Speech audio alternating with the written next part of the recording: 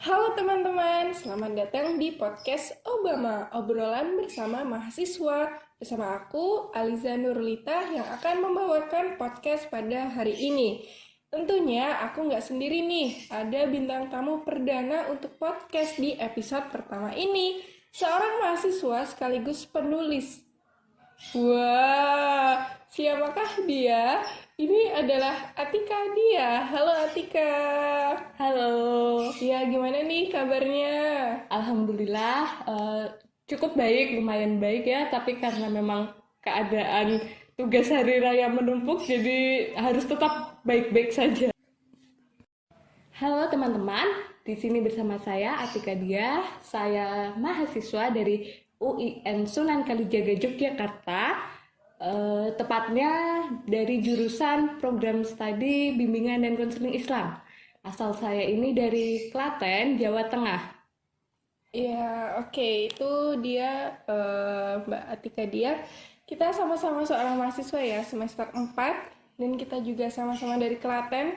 Kita juga dulunya teman, satu SMP bareng. Tapi cuman karena situasi dan kondisi, jadi kita berpisah. Iya, menggapai cita-cita masing-masing. Atika ini kuliah di UIN Sunan Kalijaga dan aku di Universitas Tidar. Oke. Pada hari ini, sesuai dengan latar belakangnya nih, sebagai seorang mahasiswa, ada beberapa hal yang akan kita bahas di podcast pada pagi menjelang siang hari ini. Panas-panas seperti ini ya, nggak apa-apa. Yang penting kita tetap harus semangat menjalani kehidupan kita.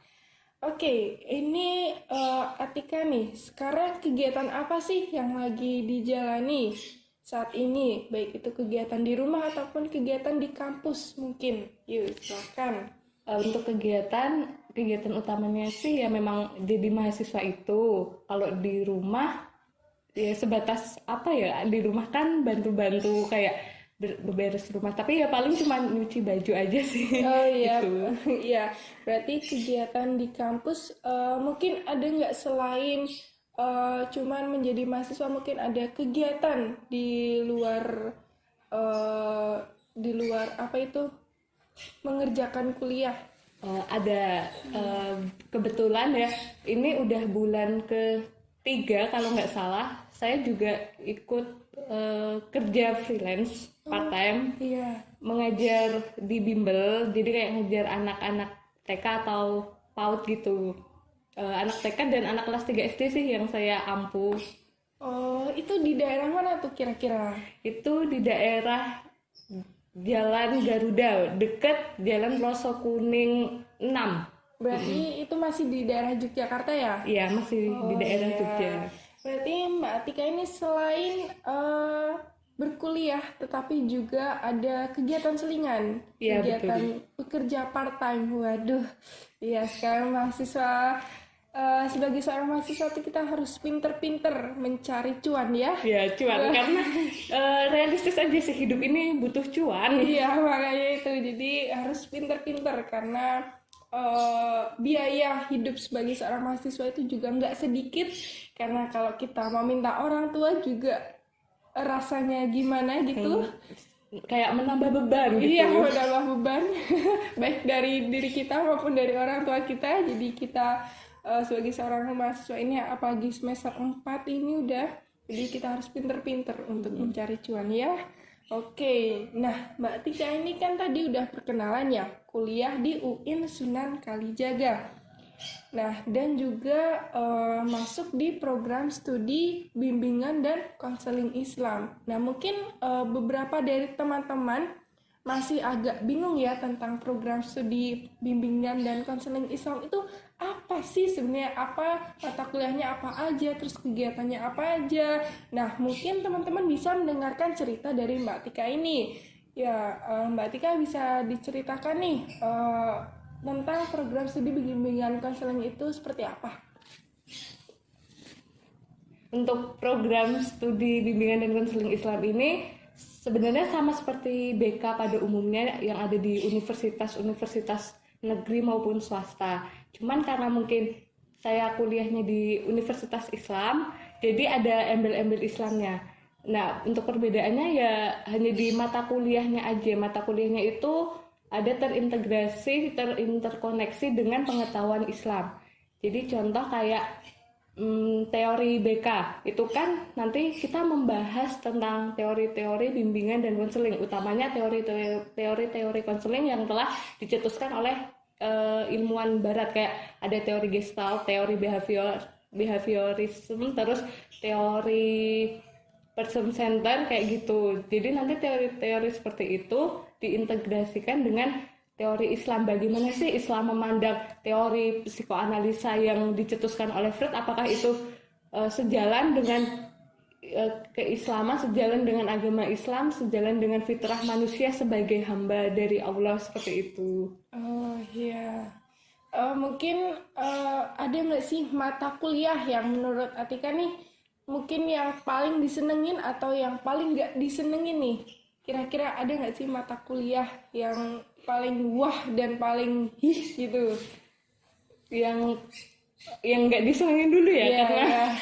lebih banyak yang disukai, jadi kayak bingung gitu. Kalau untuk yang nggak disukai tuh jujur ya, saya tuh nggak suka tentang entrepreneur. Di program studi saya itu ada mata kuliah entrepreneurship BKI. Ini tuh kayak melatih kita bahwa sebenarnya konseling dengan jalan cyber konseling atau konseling online itu menjanjikan loh di masa depan. Tapi saya tuh nggak suka ini karena entrepreneur di pikiran saya tuh agak rumit ya, kayak cara-caranya, terus membangunnya. Apalagi kalau cyber konseling kan berarti kita harus punya website sendiri, aplikasi sendiri, kayak membuat sendiri gitu. Iya, iya. Berarti ribet ya itu ya. Iya. Di mata kuliah entrepreneur itu berarti kita juga nanti harus membuat aplikasi atau enggak nih kira-kira?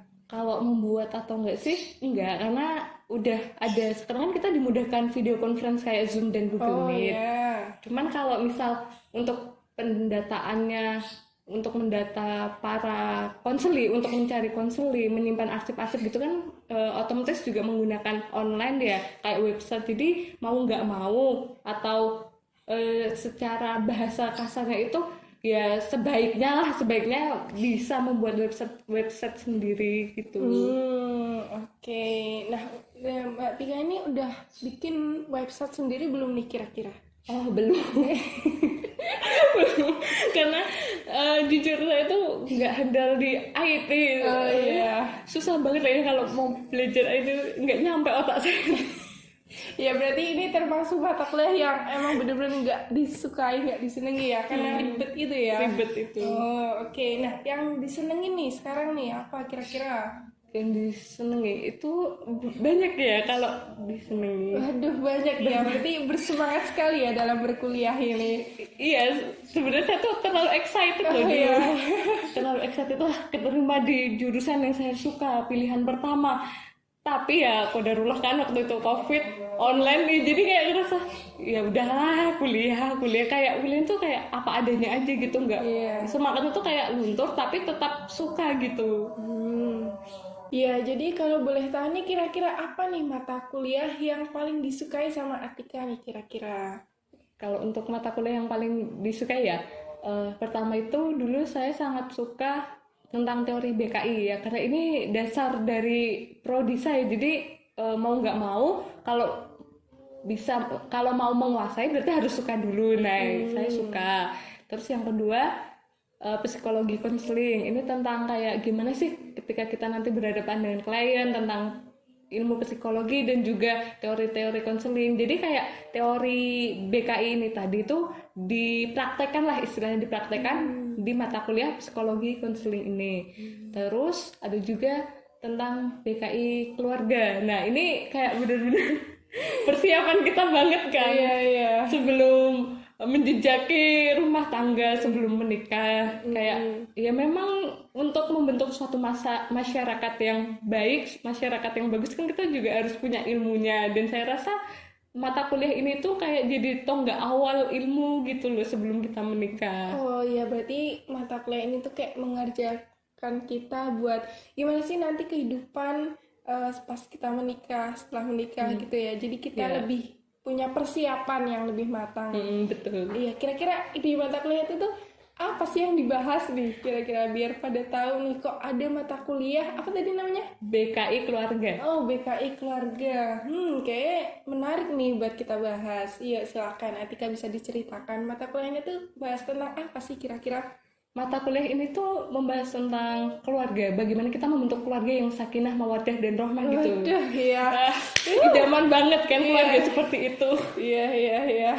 Ya, siapa gitu sepasang calon suami istri atau sepasang suami istri yang nggak mau keluarganya sakinah, mawaddah dan rahmah kayak gitu. Pasti setiap orang maulah, apalagi Iya, itu impian setiap orang. Iya, benar-benar. di sini tuh juga kita diajarkan kayak kriteria bagaimana suami yang bertanggung jawab, istri yang bertanggung jawab, terus suami yang tidak bertanggung jawab, terus problematika rumah tangga apa aja sih yang akan yang kemungkinan akan muncul dihadapi, terus bagaimana manajemen kita mengatasi konflik itu, kayak ya seperti itu. Tapi kayaknya kebanyakan ilmu tanpa praktek itu juga susah gitu.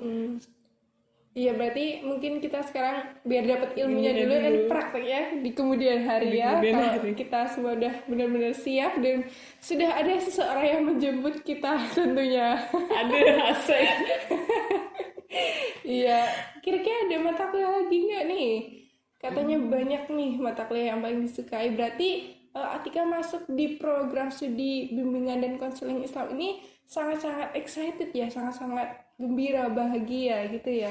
Gembira, jujur gembira, karena dulu itu waktu maaf ya, ini saya sekalian Iya, cerita. nggak apa-apa, cerita aja biar teman-teman nih yang ini kan podcast ini diperuntukkan khususnya buat calon-calon mahasiswa yang mau masuk di dunia perkuliahan nih, yang pengen tahu mata kuliahnya kira-kira apa aja, di program studi apa dan kuliah di mana. Nggak apa-apa, silakan diceritakan biar teman-teman kita nantinya juga pada tahu nih. Pasti teman-teman yang sekarang mau kuliah atau berhenti dulu kerja atau gimana, pokoknya kan kadang ada dilema nih, aku mau kuliah di mana, ambil jurusan apa. Dulu saya juga kayak gitu, maksudnya di kelas 12 ya, dulu itu saya sempat mikir kira-kira jurusan apa yang cocok untuk saya gitu, sampai beberapa teman saya tuh saya tanyain, kalau aku masuk ini tuh aku cocok nggak ya, terus nah karena teman saya tuh ya mungkin mereka nggak begitu mengenal saya juga kali ya, karena memang yang bisa mengenal diri kita itu kita sendiri. Jadi teman saya tuh yang jawabnya cocok aja gitu, tapi saya masih ragu. Dulu tuh pengen masuk jurusan PAUD, Pendidikan Islam Anak Usia Dini. Iya, di UIN juga atau di mana? Iya, di UIN juga. Iya. Terus pengen masuk PAI juga.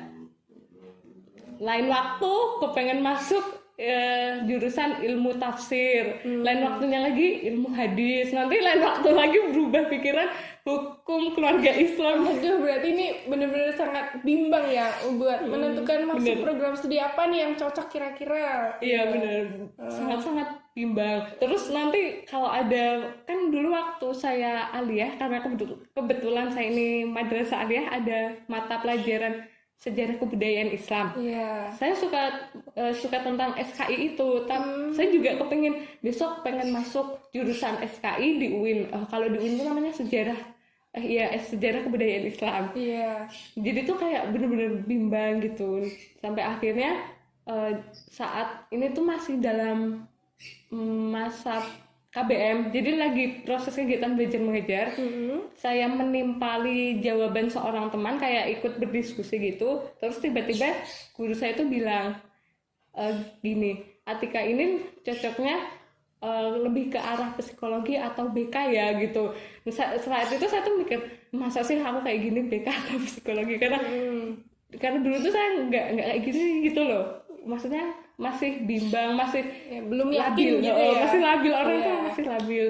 Terus sampai akhirnya saya datang konsultasi ke guru BK, menyatakan saya itu gini, saya tuh bingung mau ambil jurusan apa, tapi kata ibu ini saya cocok untuk masuk BKI gitu. Kalau menurut Bu BK, saya tuh lebih cocok cenderung kemana ya. Nah saat itu saya kayak dimantapkan, diyakinkan ya banyak pilihan di hidup ini, kamu yakinkan aja dulu, cari aja dulu, kita masih di semester 1 kok, ini belum semester 2. Pelan-pelan, nggak usah terburu-buru, nanti juga pasti ketemu jati dirimu, kamu mau kemana kayak gitu.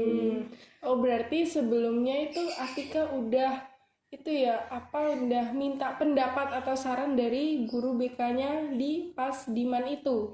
Bener. Oh iya, berarti cocoknya yang mana gitu. Cocoknya yang mana? Terus akhirnya Atika yakin buat di program studi bimbingan dan konseling Islam ini. Oke, kenapa sih bisa yakin di program studi ini? Bisa yakin karena emang gimana ya, dulu itu menurut saya manusia itu kompleks loh Mbak. Jadi misal Mbak Aliza mengenal saya, oke mungkin hanya mengenal luarnya, mengenal saya dari cerita orang-orang gitu, tapi belum tentu mengenal saya dari apa yang sudah saya alami, kayak masa lalu, apa yang sudah saya hadapi, latar belakang kehidupan saya. Karena sebenarnya di balik bentuk seseorang itu dipengaruhi faktor-faktor terdalam, kayak emosi yang terpendam, terus masa lalu yang pernah dialami itu apa, kejadian buruk, kejadian baik. Nah menurut saya manusia itu kompleks. Dari situlah saya tuh kayak penasaran, ingin melihat manusia yang sesungguhnya itu yang terbentuk dari kisah-kisah di masa lalunya, seperti itu. Iya, berarti rasa penasaran itu ya yang membuat yakin nih mau untuk memilih program studi di bimbingan dan konseling Islam ini. Nah, kenapa Atika milih UIN sebagai buat kita menduduki di bangku perkuliahan? Kenapa nggak PTN lain, kan banyak juga nih. Apa alasannya kira-kira? Alasannya karena mungkin pertama dulu saya kan dari aliyah, kayak mikir ya udahlah sejalur aja, nggak usah mikir sejalur, nggak usah belok-belok ya, langsung lurus aja. Siapa tahu rezeki di sana. Awalnya tuh cuman juga mikirnya ini siapa tahu rezekimu di UIN, terus sejalur, nggak usah mikir 2 kali itu juga. Terus karena ada embel-embel Islamnya sih dulu. Ya ininya sejalur itulah ya, sama pas Dimannya dulu gitu. Oh iya. Oke, nah kira-kira nih buat teman-teman yang mau mungkin calon-calon mahasiswa yang pengen juga masuk UIN, mungkin belum tahu nih gimana sih cara masuknya UIN, apa sama dengan PTN lain atau ada perbedaan nih. Nah kira-kira bisa diceritakan Mbak Atika nih, masuk UIN-nya itu gimana? Lewat gerbang aja. Iya lewat itu gerbang. Kampus realistis ya itu ya.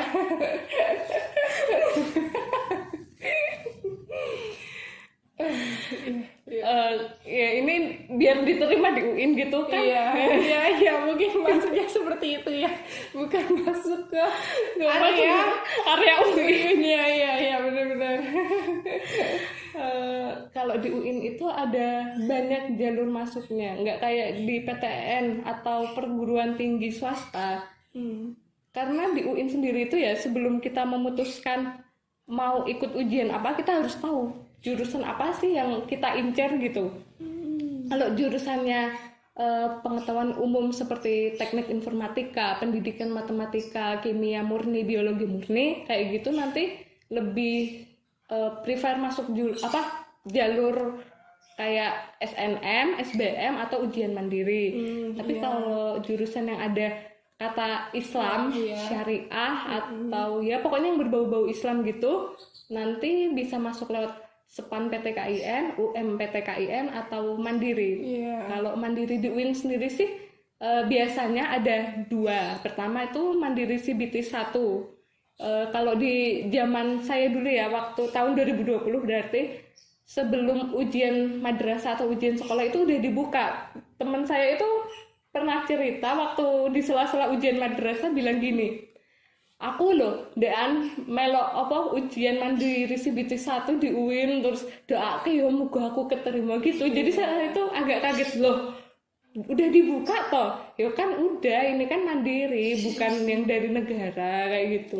Iya berarti cepet ya pembukaannya. Cepet. Oke, berarti seleksi masuk UIN ini atau PTKIN yang lain Itu ada dua jenis ya. Yang pertama yang dari SNM, SBM sama seleksi mandiri, yang satunya lagi dari SPAN, SPAN, UMPTKIN dan juga seleksi mandiri. Oke. Perbedaannya apa sih kira-kira? Nah, karena saya dulu nggak ikut SBM, tapi sedikit tahulah tentang SBM gitu. Saya mau membahas yang ini dulu, yang kayak SPAN, PTKIN, UMPTKIN gitu Oh dulu iya, ya. iya. Nah, untuk SPAN dan UM itu sebenarnya yang mengadakan dari Kementerian Agama, karena UIN itu juga berada di bawah naungan Kemenak. Iya.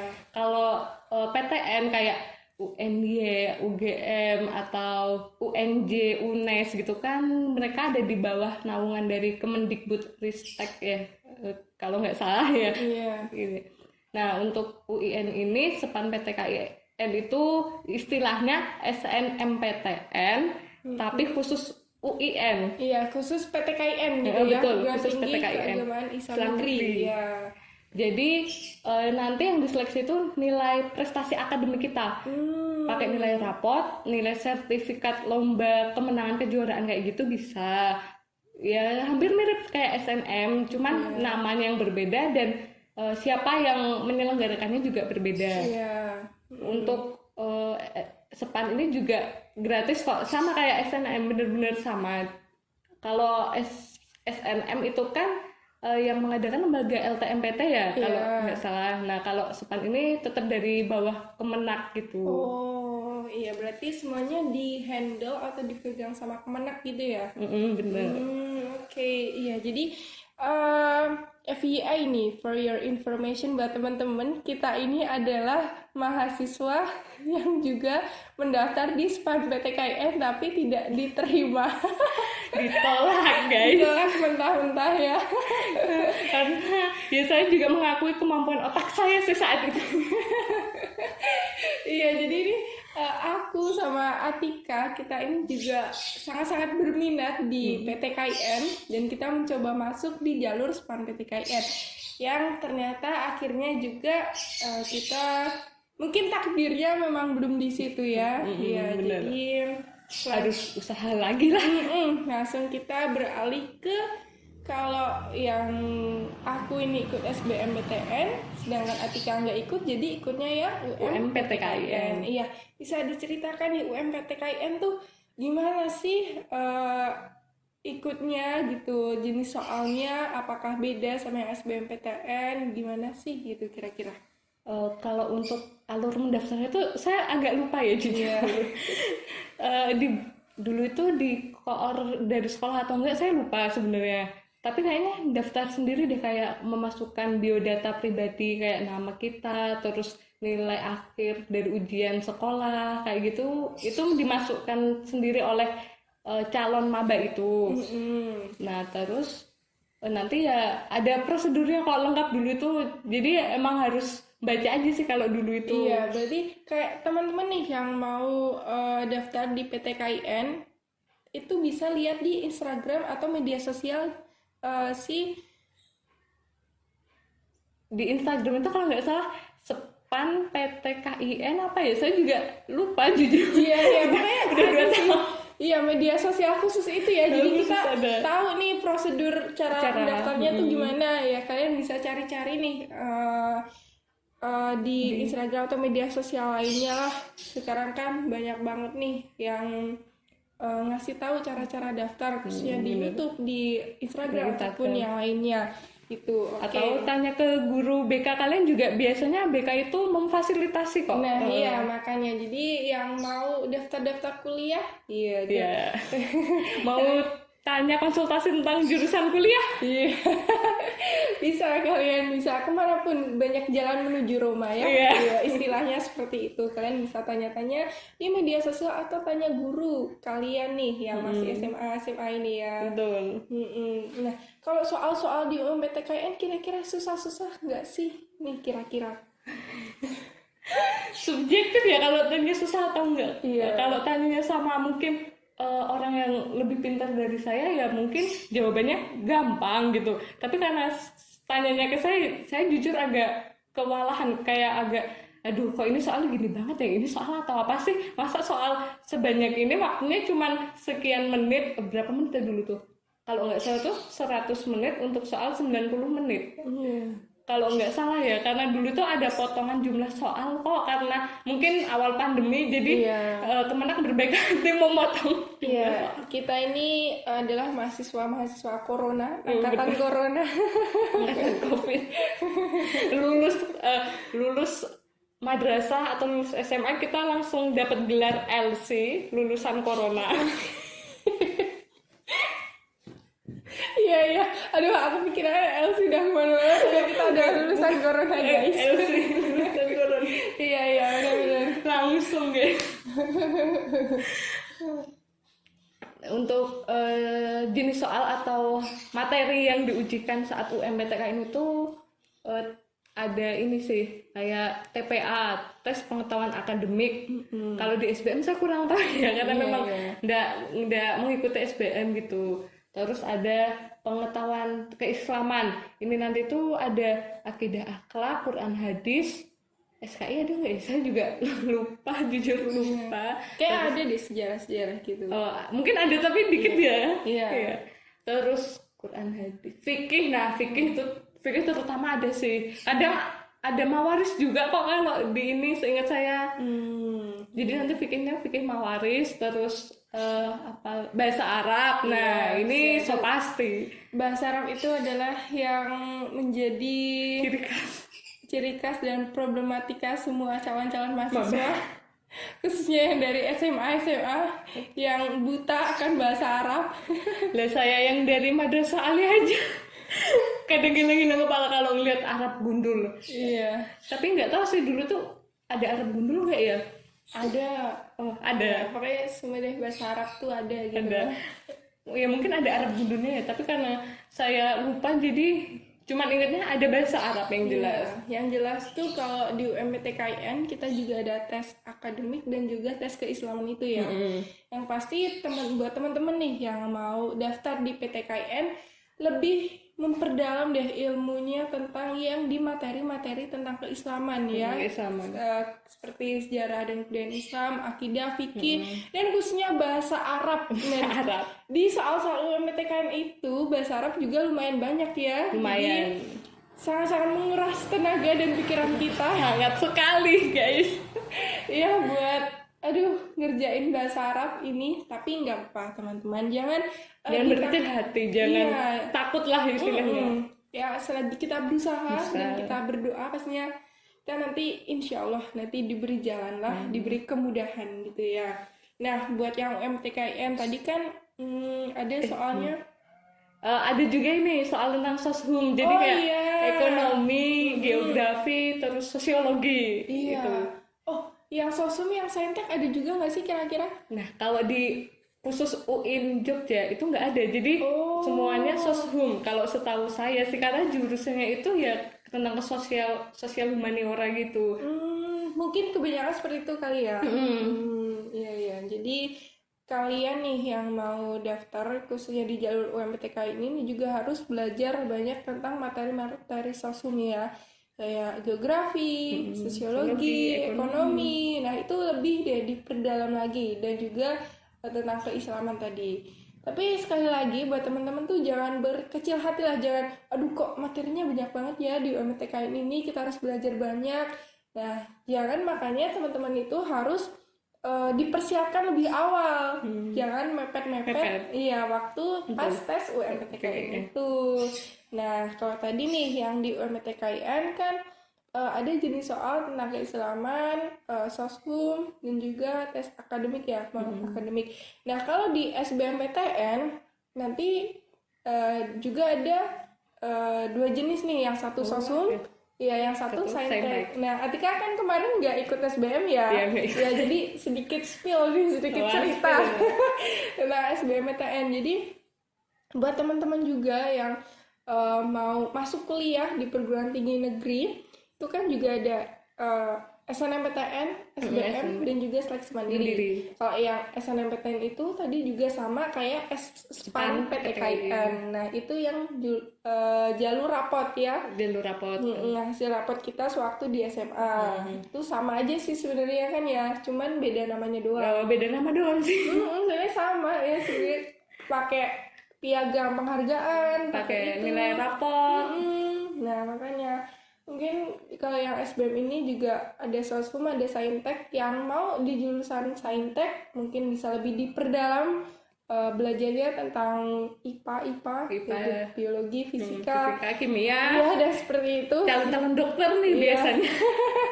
Kalau yang sosum ini kita juga bisa lebih diperdalam di ekonomi, sosiologi, geografi, dan seperti itu. Nah, oh iya nih, buat pertanyaan mungkin banyak teman-teman yang dipertanyakan kalau kita mau masuk PTKN itu kita ditanyain nggak sih lulusan pondok pesantren atau enggak? Nah, itu kira-kira.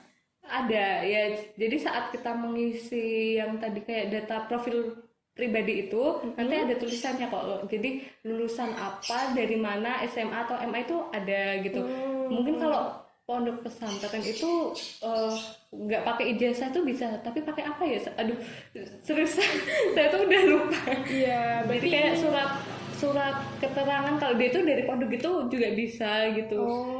Iya. Karena kan ada beberapa pondok pesantren yang dia nggak ada ijazah nasional kayak SMA dan MA gitu ya. Nah, ada ijazah dari pondok kayak gitu, itu juga bisa. Oke. Berarti semuanya dipermudah gitu lah ya. Jangan dipersulit. Ya, betul. Kayak hidup kita udah sulit. Ayolah, kita mikir enteng aja guys. Nah, untuk jalur masuk yang kedua itu ada UMPTKIN yang jenis soalnya itu ada tentang keislaman juga, ada tentang soskum juga. Dan untuk yang terakhir juga ada seleksi mandiri ya. Kalau seleksi mandiri itu sama aja atau ada perbedaan juga kira-kira? Sama aja sebenarnya kalau seleksi mandiri. Untuk jenis soalnya ya, materi yang diujikan itu sama. Tapi bedanya itu di biaya mandiri. Mungkin kalau di kampus lain kurang tahu sih apakah mandiri itu selalu lebih mahal daripada SBM atau gimana. Saya kurang tahu, tapi kalau di UNI itu memang mandiri lebih mahal dibanding UMPTKIN biayanya. Iya, dan juga apalagi SPAN PTKIN yang gratis ya. Iya. Karena ya dari negara kan kalau SPAN itu kalau mandiri kan dari kampus itu sendiri. Jadi mungkin kampus juga ya butuh cuan lah. Oke, nih kira-kira. Nah, Atika nih kalau di perkuliahan kira-kira juga ikut organisasi nggak sih? Di organisasi program studinya atau organisasi lain kira-kira? Ikut, tapi baru semester ini, jujur Li. Baru semester 4 ini? Iya, baru semester ini. Di saat teman-teman saya udah ingin pensiun dari organisasi, saya justru baru memunculkan diri. Iya, baru ingin memulai ya. Karena dulu tuh mikir saya online, organisasi online, ngurus organisasi online itu susah, jujur lebih susah dibanding langsung gitu ya. Iya, makanya itu komunikasinya juga kurang, apalagi saya hanya berprasangka sih, tapi semoga prasangka ini salah ya. Orang-orang tuh kalau lagi ada butuhnya mereka selalu respon, tapi kalau nggak ada butuhnya tuh kayak chat itu fast respon gitu loh. Jadi mungkin kalau untuk organisasi kayaknya ya akan banyak yang menghindar gitulah. Iya. Jadi enak langsung gitu ya kalau enak langsung. Jadi mulainya baru semester 4 ini. Karena kan semester 4 ini kita semua udah offline kan ya? Ya di UIN udah ya alhamdulillah lah 50% udah offline. Oke. Berarti udah pembelajaran tatap muka ya? Ya, kalau di UIN tuh namanya hybrid sih. Jadi ada yang 50% offline, 50% online. Oh iya, di Untidar juga sama kayak gitu. Sama iya, ada yang online, ada yang offline. Tapi sebenarnya kayak ribet nggak sih kalau kayak gitu tuh?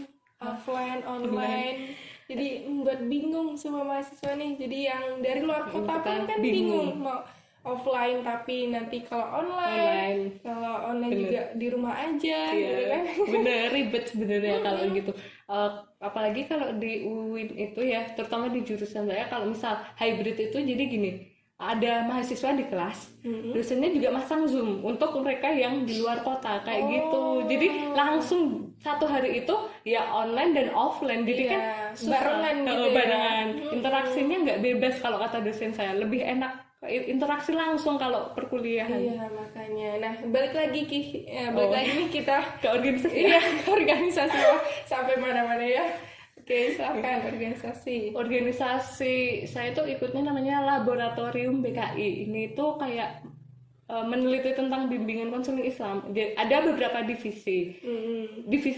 Koordinator dari divisi ini pun dari dosen sebenarnya, dan direktur utamanya itu dosen juga. Jadi nggak ada di bawah naungan sesama mahasiswa. Jadi istilahnya di lab BKI ini tuh selain berorganisasi dan melakukan penelitian, kita kayak juga belajar gitu loh dari dosen-dosen seperti itu.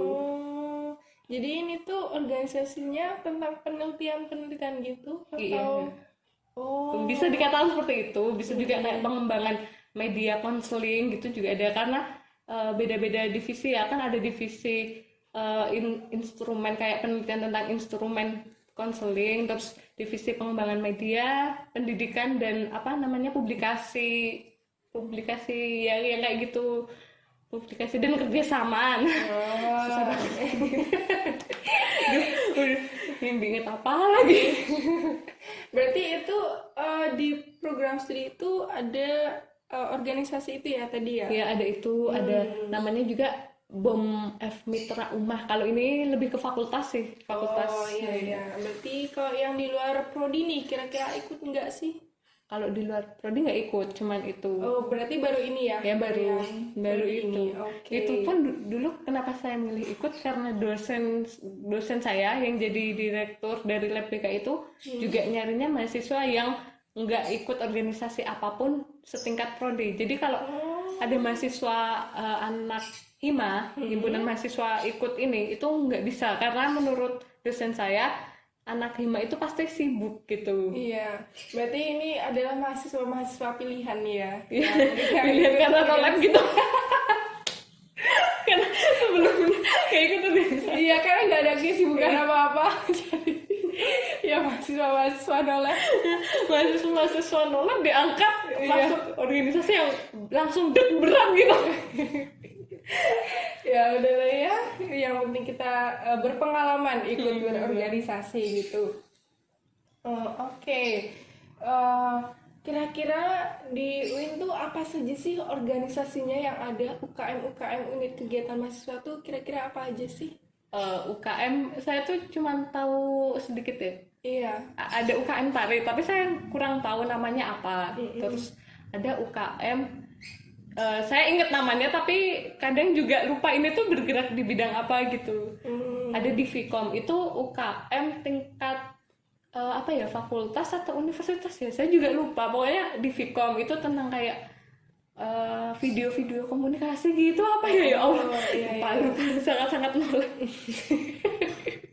Terus ada ini UKM JKH Al-Mizan, ini tuh nanti kayak belajar tafsir, belajar tahfidz nih, tahfidz. Jadi kalau kalian anak UIN atau mau masuk UIN pengen menambah hafalan atau memutkinkan hafalan bisa di sini. Terus divisi hadroh itu juga ada.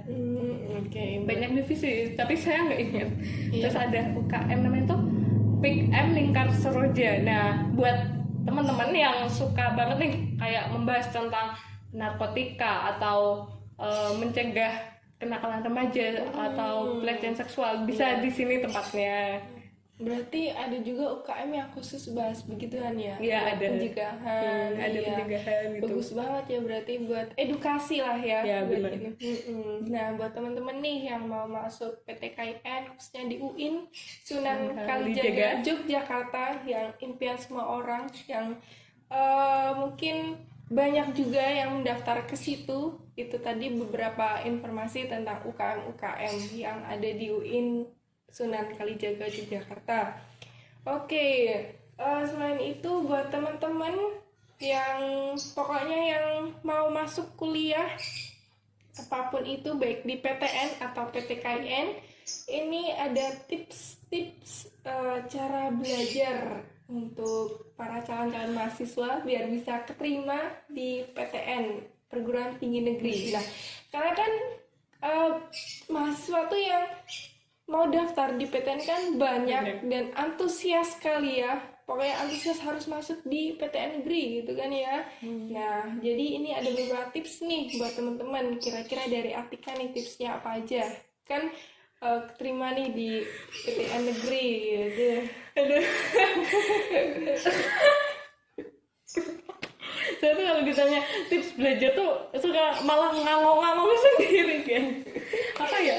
Tips belajar tuh yang jelas belajar yang rajin, jangan belajar terus-terusan, karena rajin dan memaksakan diri untuk belajar tuh beda ya. Kalau rajin itu berarti jadwal kita udah teratur. Iya, terstruktur lah ya Terstruktur dari jam segini sampai jam segini nanti aku mau belajar. Jangan satu hari full itu untuk belajar, itu malah menurut saya belajar yang nggak efektif karena terlalu membebani otak. Oke, berarti yang pertama tipsnya itu membuat jadwal belajar lah kira-kira, dan juga jangan memaksakan diri buat terus ngerjain soal. Kira-kira satu hari satu soal lah ya, bisa kan ya? Bisa satu atau dua soal gitu lah ya buat Oke, itu yang pertama tipsnya. Yang kedua nih kira-kira. Yang kedua itu apa ya? Tips. Aku tuh nggak pernah belajar gitu. Mungkin cari referensi materi mungkin ya. Nah, itu bisa. Apalagi yang anak dari SMA atau SMK nih yang merasa bingung. Fikih itu belajar apa sih? Quran hadis belajar apa? Bahasa Arab tuh gimana sih? SKI itu yang kayak apa gitu. Ya itu jadi banyak-banyak cari referensi, karena saya dari madrasah aliyah ya maksudnya nggak bingung gitu loh. Jadi makanya saya bilang saya nggak pernah belajar karena emang bingung guys, mau belajar tuh ya bingung. Berarti Susah yang malah. dari selain madrasah itu yang kayak SMA SMK mungkin bisa cari-cari referensi materi di sosial media, kan banyak kan ya sekarang, baik dari YouTube, Instagram ataupun apa yang menyajikan materi-materi UMPTKIN atau materi seleksi masuk kuliah yang lain. Nah, mungkin itu tipsnya yang kedua. Yang tips selanjutnya nih, Ini juga kalau belajar itu cari waktu yang mana kita itu bener-bener senggang, otak kita lagi nggak mikir apa-apa, badan kita fresh gitu. Jangan di tengah hari atau di tengah malam kita belajar belum tidur gitu. Itu kayaknya juga sangat akan masuk gitu ya, gak worth it sekali, malah membuat kita semakin lelah dan puyeng ya guys. Apalagi belajar bahasa Arab jam segitu, yang ada malah ngantuk. Ya, tulisannya aja, aduh apaan sih ini gitu kan, buram di mata. Jadi tips yang ketiga itu kita harus mencari waktu yang pas buat yang belajar ya. Baik itu waktunya, baik tubuh kita, baik dari otak kita juga untuk mencerna materi-materi gitu ya. Oke, baik. Tips selanjutnya, Gini, berkorban istilahnya itu. Jadi kalau misal kalian bener-bener pengen masuk kuliah biar lulus, pengen belajar yang rajin, ya udah maksudnya berkorban lah. Di weekend gini nggak usah, jangan keluar dulu belajar, sedikit dikurangi lah ya jalan-jalan keluarnya, fokus healingnya nanti. Healingnya nanti aja gitu.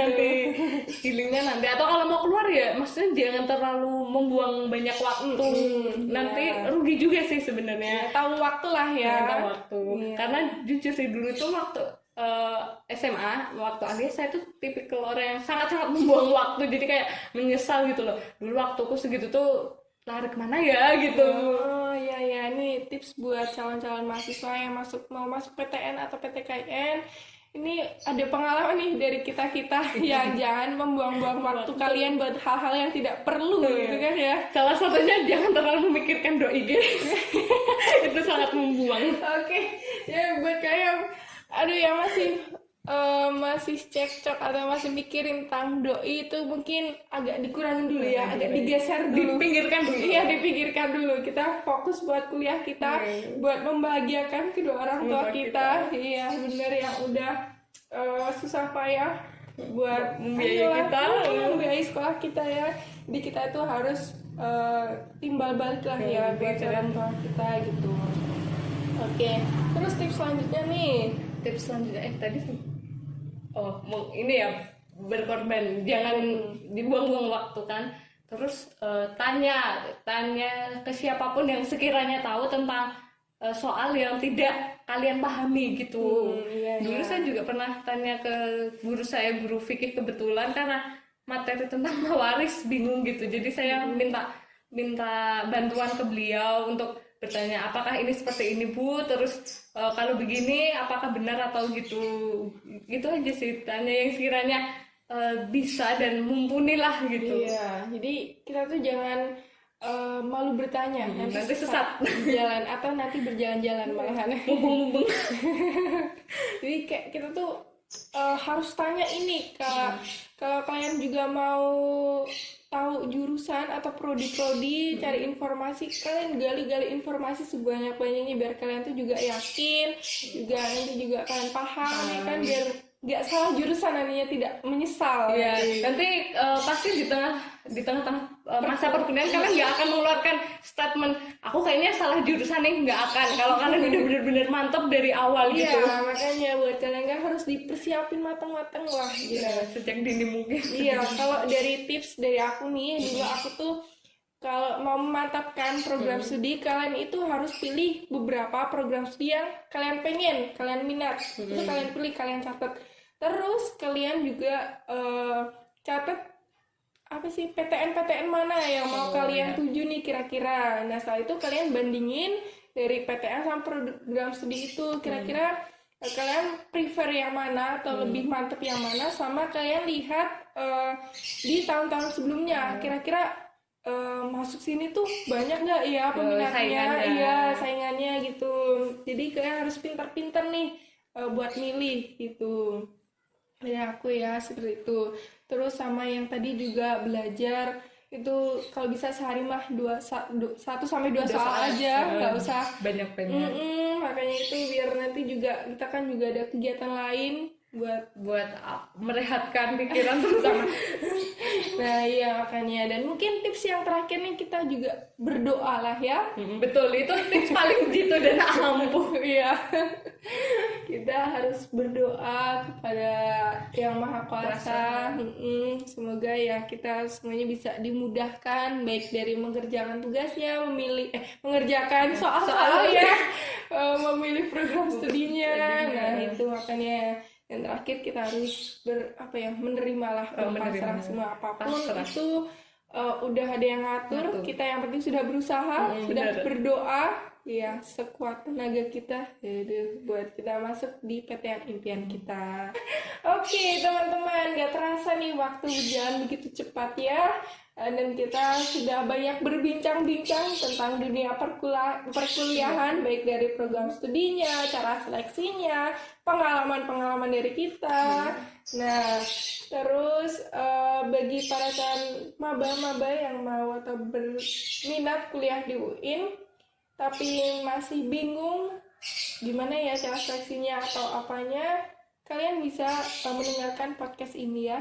Mungkin sedikit referensi atau jadi pertimbangan buat kalian yang pastinya dapat menjawab semua kebimbangan dan keraguan dari kalian. Oke, cukup sekian ya dari kita, dari aku Aliza Nurlita dan dari Atika Dia. Kami pamit undur diri. Terima kasih teman-teman.